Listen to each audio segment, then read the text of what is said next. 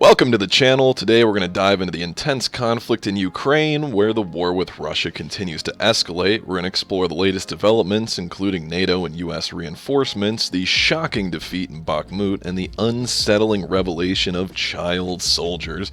Get ready for an eye-opening analysis of the ongoing crisis. Don't forget to hit the like and subscribe button with the notification bell to stay updated on our compelling content. Let's get into it. Wagner chief claims complete capture of Bakhmut. Of course, I touched base on this in yesterday's video. Of course, the Bakhmut meat grinder lasting 224 days. Of course, if you haven't seen the video from yesterday, go ahead and watch that now. Here's the clip with Zelensky admitting defeat, accompanied by our completely competent commander-in-chief. Mr. President, President Zelensky, is Bakhmut still in Ukraine's hands? The Russians say they've taken Bakhmut. I think no. But you have to understand that there is nothing. They destroyed everything. There are no buildings. It's a pity, it's tragedy, but for today, Bakhmut is only in our hearts. There is nothing on this place. So just ground and a lot of dead Russians. But they came to us. So that our defenders in Bakhmut, they did strong work there, and of course we appreciate them for their great job. Mr. President. So there you heard it firsthand from the horse's mouth. Zelensky confirms that Bakhmut has fallen into Russian hands and that the Ukrainian forces are in retreat, contrary to misleading reports by the mainstream media and British intelligence. That's from Ian Miles Chong. Now, the war in Ukraine latest homegrown attack took Russia by surprise. Of course, we're talking about Belgorod.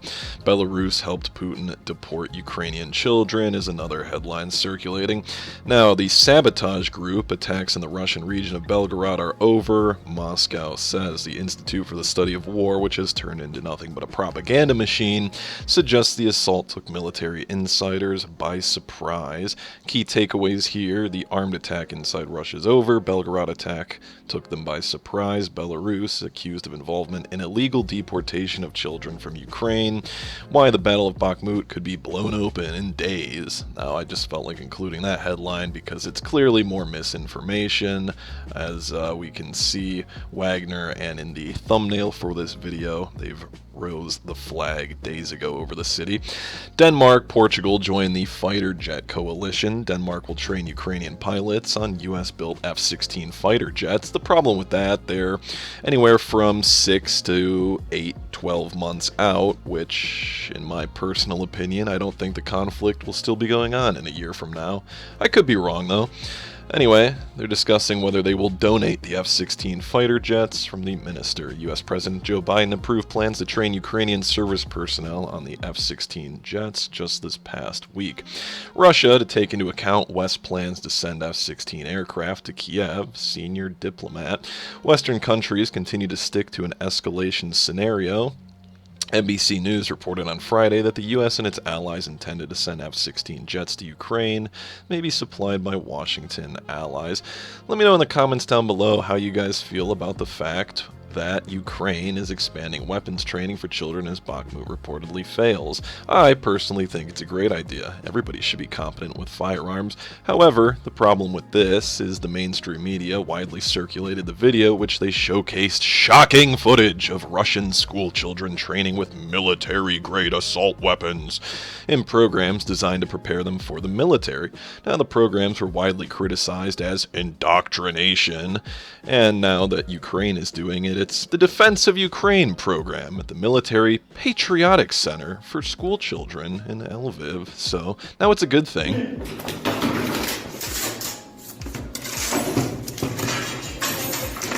Here's the Russian students now.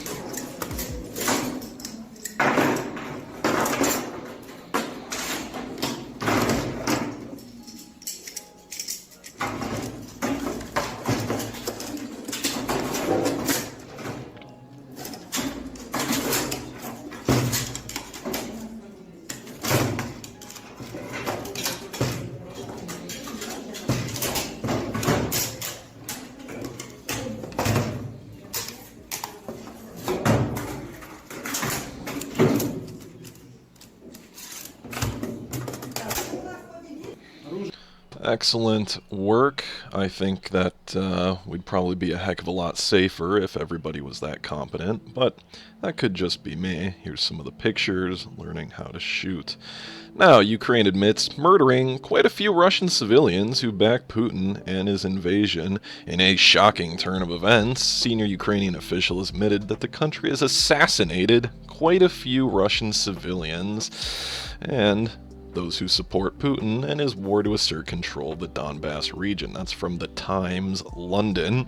Now, we've already successfully targeted quite a few people, said Budanov. He didn't name any of the victims, but said, quote, there have been well-publicized cases everyone knows about thanks to media coverage.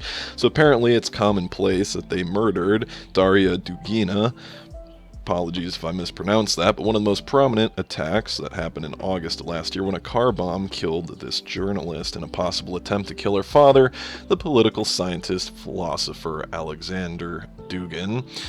Most recent novelist Zakhar Prilepin was wounded in a May 6 car bombing, and Russian military blogger Vladin Tatarsky was killed in an April public appearance after a woman presented him a statuette with a bomb concealed inside of it. 15 others were also injured. So it's interesting to see this, as Budanov has implicated Ukraine as a state sponsor of terror, one that's received, of course, tens and tens and tens of billions of dollars from the United States and allies. Now, from the Ron Paul Institute for Peace and Prosperity, Biden's running out of Ukraine money? Good, says Ron Paul. When the smoke finally clears, President Biden's Ukraine debacle will go down, along with Afghanistan and Iraq, as one of the greatest foreign policy disasters in U.S. history. Hundreds of thousands have been killed on both sides in the service of the U.S. neocons' long-standing desire to regime change Russia. Let's not forget the $100 billion authorized by Congress to finance the Project Ukraine. Now, of course, as we get closer to defaulting here, the only people who are going to suffer is you, the taxpayer. Republican senators introduced bill to scrap last nuclear arms treaty with Russia. Of course, the rhino warmongers just want to continue down this path to destruction, introducing a piece of legislation that week that would formally accuse Russia of violating New START and call on the U.S. to withdraw from the treaty entirely. Yes, let's slash our lines of communication and remaining de-escalation legislation. Massive conventional attack. The U.S. has told Russia through back channels what America would do if Putin uses tactical nuclear weapons in Ukraine. Notice how we're the only ones mentioning this now. And an interesting comparison Sky News made. Quite curious. There's a particularly memorable scene in David Lean's 1962 epic historical drama, Lawrence of Arabia, where Peter O'Toole, playing the enigmatic T.E. Lawrence, comes across a platoon of Turkish troops who have just massacred the inhabitants of a nearby village and orders his men to take no prisoners. Apparently that's what we're going to do to the bear if he uses nuclear weapons. I don't know about that one. And the West must prepare for Putin to use nukes in Ukraine. Another one from the responsiblestatescraft.org. Why a former U.S. defense attaché to Russia believes Moscow's poised to reach for the ultimate doomsday weapon. So now it's not just Putin saying he's not bluffing. Now the West is saying he's going to do it. Who knows at this point? NATO's drawing up plans on how to fight a war with Russia for the first time since the Cold War. According to Reuters, an upcoming NATO summit in Vilnius this July, alliance leaders will approve thousands of pages of secret military plans that will detail how to respond to a Russian attack. NATO has expanded from 16 member states to 31 since the dissolution of the Soviet Union and the Warsaw Pact. Hint, hint, that could and is one of Putin's biggest problems, the expansion of NATO. Biden to announce another $375 million in military aid to Ukraine. Of course, the package will include artillery shells, armored vehicles, anti-tank weapons, and of course, allowing the sending of American F-16 fighter jets to Ukraine by third countries. And with that, leave a like, comment down below any interesting thoughts, comments, concerns, hit the subscribe button with the notification bell, and have a good day.